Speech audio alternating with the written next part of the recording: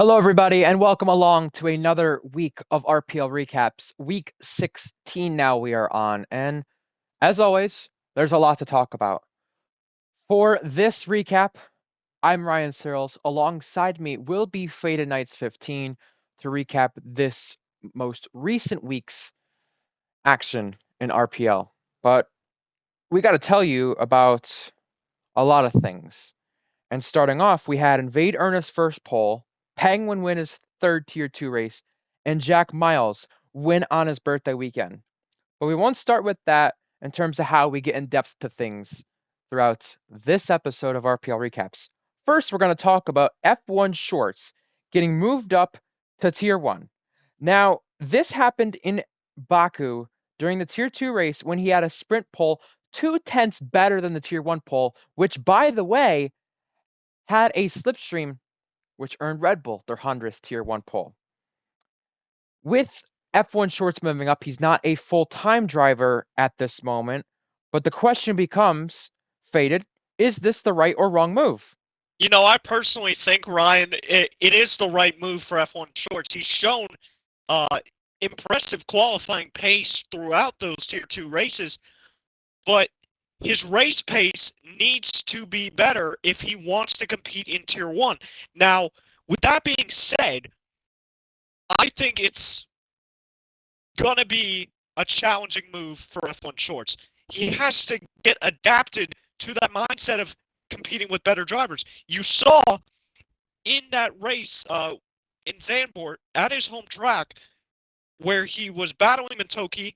Matoki got caught out, and there was a lot of controversy there. There was a lot of argument.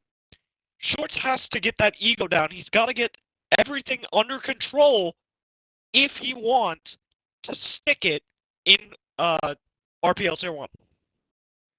Look, here's the thing. F1 Shorts put himself on pole in the sprint. It was back-to-back poles, technically. 9/10 was the gap in the end, and it was over Matoki, funny enough. Look, if a driver's too fast for the tier, they prefer to move him up at the beginning of the season. We're moving someone up with 4 races left in this game cycle. I don't like that part of it, but I understand why this is done. You don't have to like a move to agree with it or understand why it's done. And I don't personally like that aspect of it. I personally don't like the aspect of us consistently comparing Tier 1 to Tier 2 pole times. Tier 2 is closer to Tier 1, but he's there on raw pace. This game's hard to tell race pace compared to qualifying pace because these stupid DRS trains. So I get it. And I understand this move. And maybe it's good for him. He said on the YouTube comment section a while ago that he's ready to become a Tier 1 winner when he first joined. He said, eventually that'll be me. Well, now here's his chance, and he really does get to have that chance to do so. Look, it's a bit late in the season to do it, a bit late in the game cycle. I understand it, and I think it'll be good for him in the long run. But, I just hope that he can fix this race pace issue. Right move, but wrong part of the season to do it, in my opinion. That's just how I see it. But this one, I understand why we compared the pole time to. The other ones, I don't know. Faden, I'll have you take our next topic here. All right, so what story was more significant during Tier 3 at Monaco? Was it Beatnik getting his first podium in over a year, or was it MaLi 41 finishing off of the podium for the first time this season? Ryan, your thoughts on all of this happening as we come out of Mexico? Yeah, so I think there's a few different perspectives to look at this from. With Beatnik, he'd been out of league racing for 9 months. Congrats to him, by the way, on getting the podium. I don't want that to be overshadowed, especially because he had a qualifying incident, a grid pad that set him further back. So, of course, there's going to be a bit of talk on what could have been maybe, and the fact that he took a little bit to adapt to this Red Bull, finally got it. Good for him. That's a good story. But I don't think it's significant enough compared to MaLi 41 right now. Yes, he's in a Williams. That Williams is not expected to be on the podium, but it was last week in Imola. And the fact of the matter is, Faded, there's been a lot of people, whether it's from us or others. Timbed was one of the drivers talking about it a while ago. Others have talked about it too. Oh, MaLi 41, he's too fast for Tier 3. Get him out. Oh, he switched to Williams. He's just proving he's too fast for the tier. Well, you know what? Imola was a very good track for him, and it always has been. And there was no sort of chaos in Mexico, and he had no track limit pens, and he still finished in P10. His worst result of the season, no podium yet, or sorry, no podium for the first time this season. First time yet we had seen that. So I think that's the more significant story just because of how much we've been talking about MaLi 41 not being in the in not being allowed to deserve to be in a tier, basically, from what people had said. And It, this is why yeah, it proves to be this way. This is why he's staying. exactly. And with MaLi finishing 10th, it pretty much affects that gap in the Tier 3 championship standings. You see Invade um, with a 32-point gap towards MaLi for the championship lead. Now, if MaLi is consistently going to fail at being on the podium, Invade having those consistently better finishes is going to hand the advantage to Invade necessarily. Yeah, I don't want Beatnik's podium to go away from him at all in terms of how significant it is, because it is significant. But I just think MaLi's story with what we've talked about so far this season is just more it's just more significant and considerable. But congrats to Beatnik though. I mean, he did do a good job. And hey, what could have been from that grid pen, right? Exactly, exactly. It's something that has to be considered. Well, one other thing that has to be considered, Faded, is Ferrari's lineup next season. They currently have Jak and TB occupying their two spots. Well, in Portimao, Jak won on his birthday weekend. TB did a medium to hard strategy when he didn't need to. He had the chance to do soft medium like the others did, or medium soft, and he didn't. He fell back and didn't finish as well and cost himself a lot of championship points. Well, former and current drivers like Sczther, Cookie, and Gecko, who finished up there in Portimao, will not be continuing racing for Ferrari in 2025 on the next game. Was this the right move after TB went for a horde strategy around Portimao and after the last few weeks where TB has only had that one good result back when he had the 1-2 at Jak in Mexico? I personally think Jak and TB is not really a good driver pairing at all, for the most part. Oh, Um, I personally believe that Jak having somewhat of a better teammate. With Leo, he had great communication. They were finishing 1-2 almost every single dang week. With TB, you're not really seeing that. You're seeing more aggression between the two drivers. It's a bit like Lewis and Nico in a way.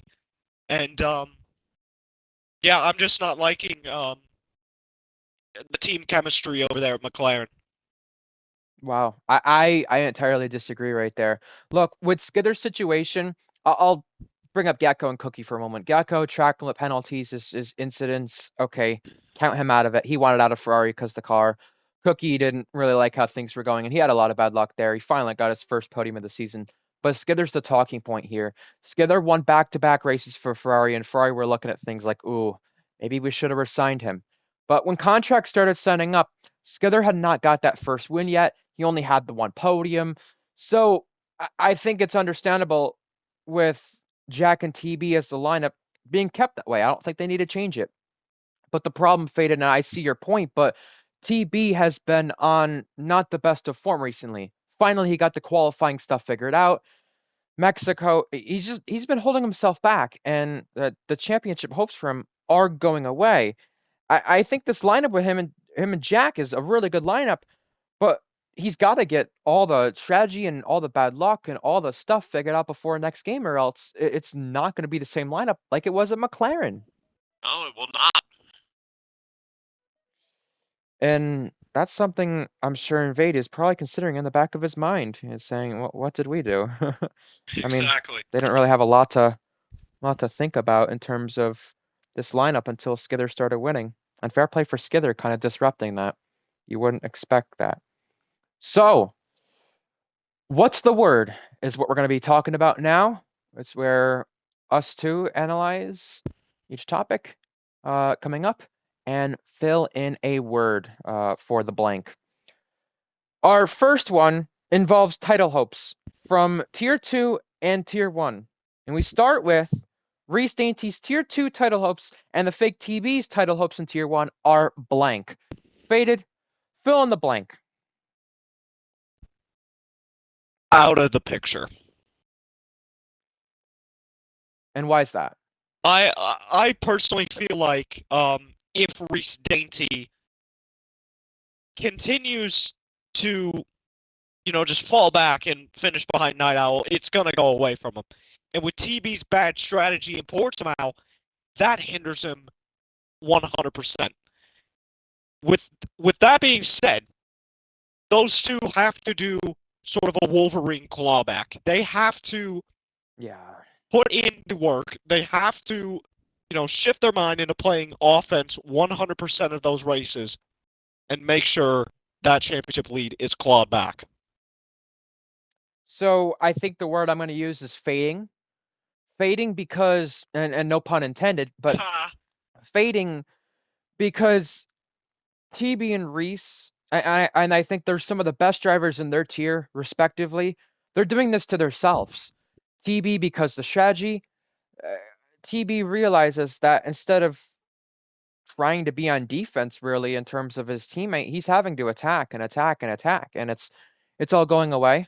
Reece this time is in a lower tier, and he said, "Oh, well, I'm not doing as good as prior F1 games. I'm clearly losing a lot," and he has been, but now he's losing to a driver who won his F2 debut weekend, podium in his Tier 2 debut weekend, and is really just getting his career started, and it's not a good look. But for Reece, the points are going away the same way that TB's were too, and that's a huge level of concern for me. Fading. Fading's my word. Indeed. So, we shift gears a little bit. RPL's Tier 2 first ever sprint in Azerbaijan. How would you describe that in one word, Ryan? Anticlimactic? I guess I can put those two words together.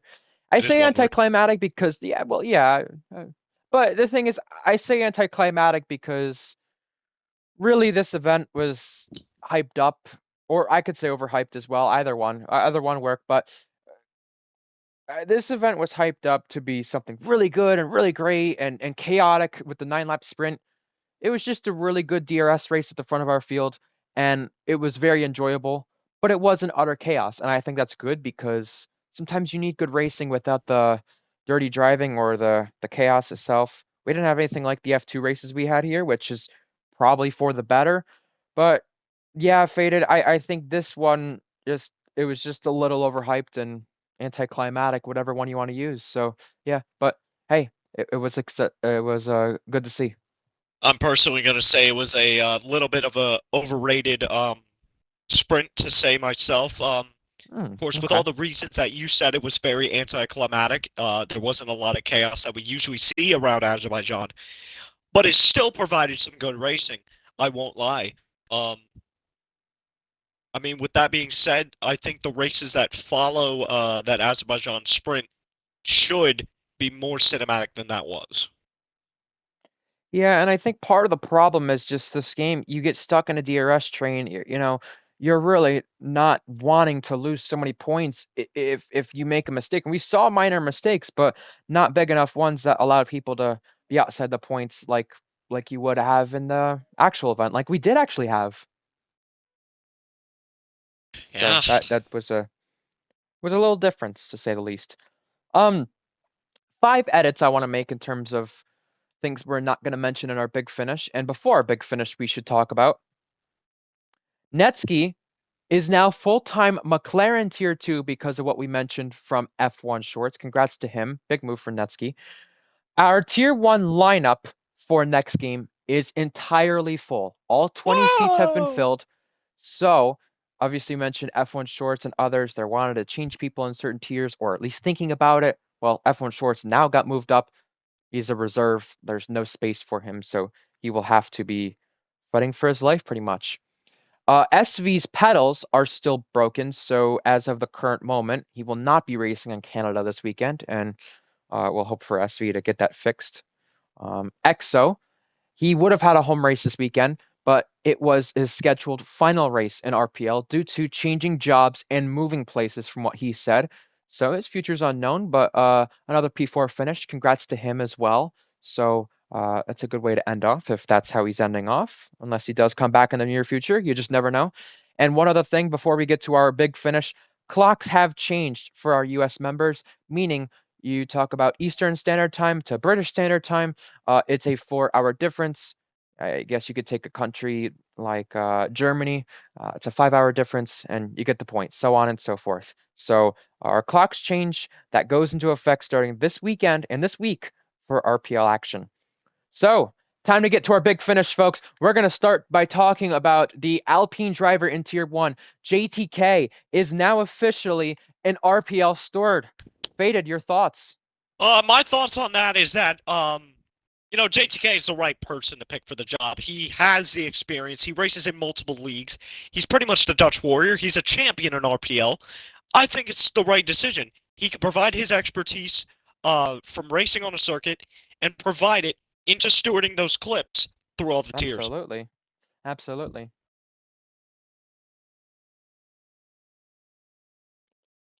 Faded, how about you continue with our next topic? Ryan will be stepping away from commentary for next game, so you will not be seeing that face in the booth much longer. Hopefully, I can turn up for more races and be able to provide some commentary action for you guys. But yeah, Ryan, sad to see you go.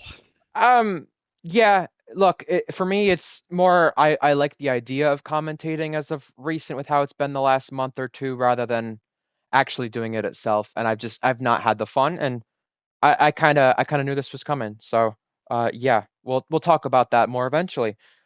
You can now sign up for the beta on F125. Faded, I don't know if this is still gonna be in action by the time we get this video released, but I'm The sure some of website our is RPL still up. drivers will.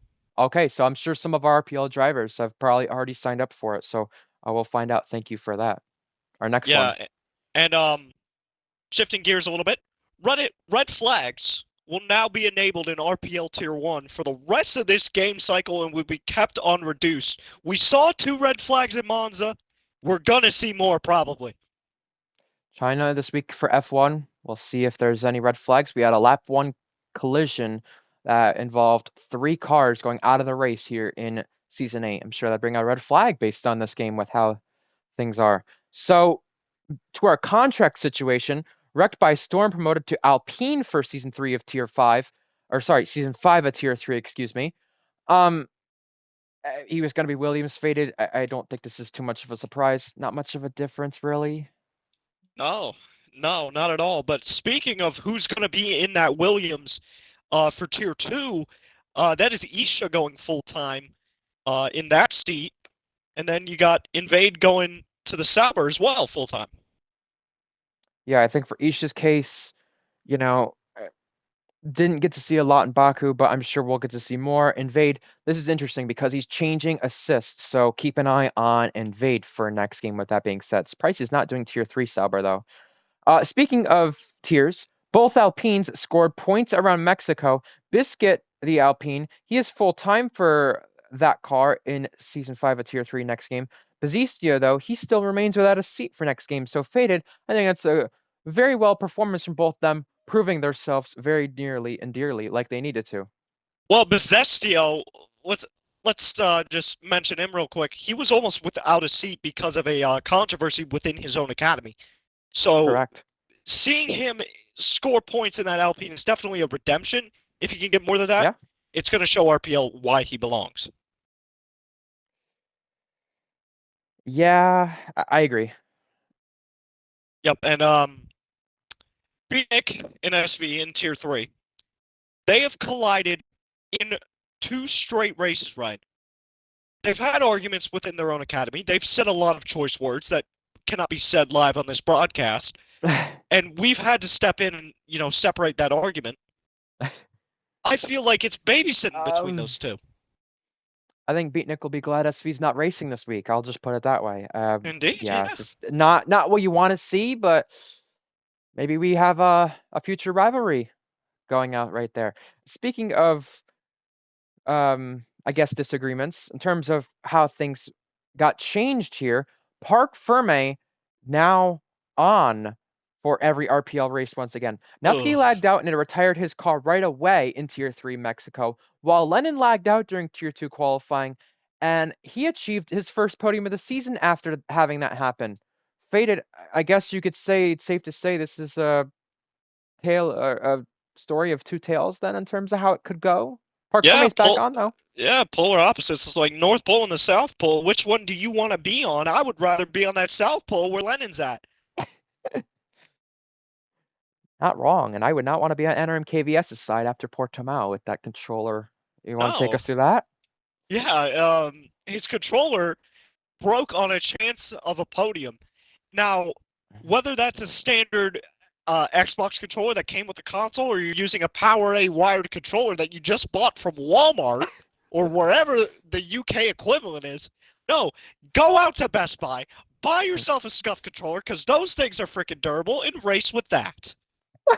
That's my take. Well, NRM KVS is not from the UK, but he's from Finland. So Oh well, I'm still the waiting for. Finnish market.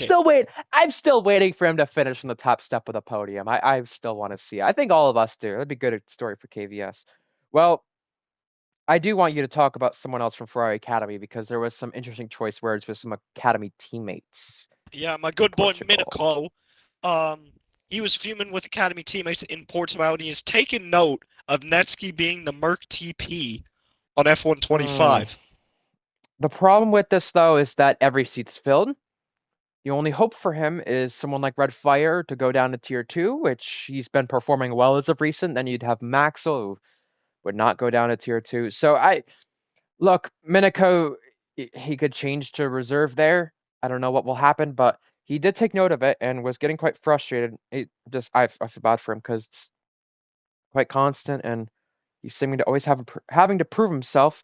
And we'll see who can prove themselves this week in RPL. We are racing once again this weekend. We have Tier 3 starting off the weekend around Canada. Their first race there in that tier. That will be on Thursday. Then we have Tier 2 racing around Belgium. That will be round 7 of their season as well, just like Tier 3. And to continue racing in RPL F1, we'll be at China. That will be their return there for the first time since Season 10. Faded, any closing thoughts before we let everyone go and mention our 3 races this weekend? Yeah, I definitely think Montreal and Spa are going to be pretty cinematic, as well as China. You're going to see pretty cinematic racing between those two. Canada's going to provide the close racing. Spa is going to be very speed-filled. You will see probably close racing at the front. And then China is going to be, that strategy game. Are you going to go hard mediums? Are you going to go medium hards? And what will those drivers do? Only time will tell. Wait for it. I can't wait for it. By the way, in terms of our races this weekend, one driver has a home race, maybe 2 if Wrecked by Storm is racing. Wrecked by Storm and Ardell, the 2 Canadians. We'll see how they do in their home race. We've never had a Canadian driver win their home race. Could this weekend be the first? Or get on the podium. You never know. Well, only time, like you said, Faded, only time will tell. Indeed. But that will be it, folks. Ryan, Faded, your 2 analysts signing off here. Let us know what you thought of the recap. Do you agree with our opinions? Do you disagree with our opinions? Whether you agree or disagree, please leave your thoughts down below and we'll maybe respond to it midweek. However, we'll see you for another weekend of racing on RPL Formula 1 on Twitch. And always Goodbye. keep your stick on the ice. You've got that right.